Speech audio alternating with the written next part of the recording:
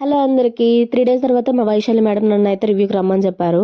So వెళ్తున్నామనమాట. నాకు మేడంని కలవడానికి నియర్లీ 1½ అవర్‌గా పట్టింది. అన్ని ఓపీస్ ఉన్నాయన్నమాట ఆఫ్టర్‌నూన్ టైంలో కూడా.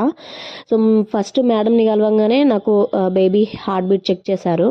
హార్ట్ బీట్ చెక్ చేసినాక నాకు దగ్గుకు 2 డేస్ టాబ్లెట్స్ ఇచ్చి 10 డేస్ తర్వాత స్కాన్కి రమ్మని చెప్పారు.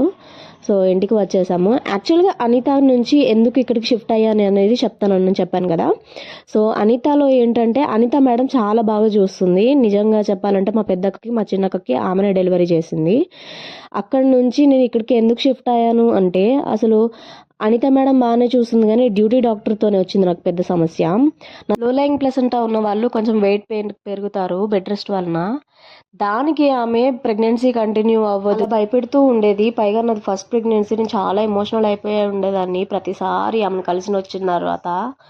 స్కాన్ తీసుకొని ఎప్పుడైతే వెళ్తానో ఆమెనే ఉండేది అనిత మేడం కంటే. నెక్స్ట్ వీడియోలో చెప్తాను ఇంకా.